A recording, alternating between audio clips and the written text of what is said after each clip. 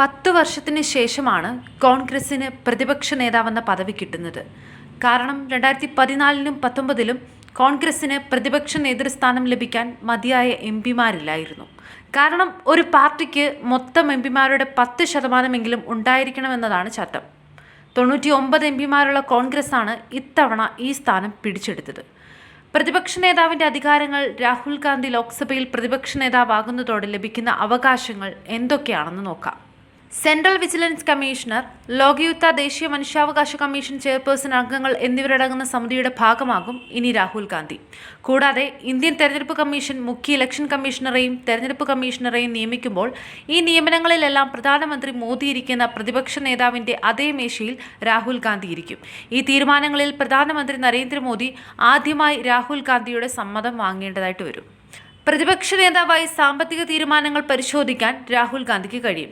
രാഹുൽ ഗാന്ധി പ്രതിപക്ഷ നേതാവായ ശേഷം സർക്കാരിൻ്റെ സാമ്പത്തിക തീരുമാനങ്ങൾ തുടർച്ചയായി അവലോകനം ചെയ്യാനും സർക്കാർ തീരുമാനങ്ങളെക്കുറിച്ച് പ്രതികരിക്കാനും സാധിക്കും.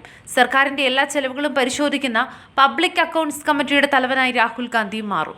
അവ അവലോകനം ചെയ്ത ശേഷം അദ്ദേഹത്തിന് അഭിപ്രായം രേഖപ്പെടുത്താനാകും. പ്രതിപക്ഷ നേതാവിന് ലഭിക്കുന്ന സൗകര്യങ്ങൾ 1977 പാർലമെന്റിലെ പ്രതിപക്ഷ നേതാക്കളുടെ നിയമമനുസരിച്ച് പ്രതിപക്ഷ നേതാവിൻ്റെ അവകാശങ്ങളും സൗകര്യങ്ങളും ഒരു ക്യാബിനറ്റ് മന്ത്രിക്ക് തുല്യമാണ്.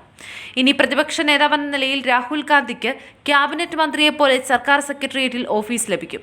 ഒരു ക്യാബിനറ്റ് മന്ത്രിക്ക് അദ്ദേഹത്തിൻ്റെ റാങ്ക് അനുസരിച്ച് ഉയർന്ന സുരക്ഷ ലഭിക്കും.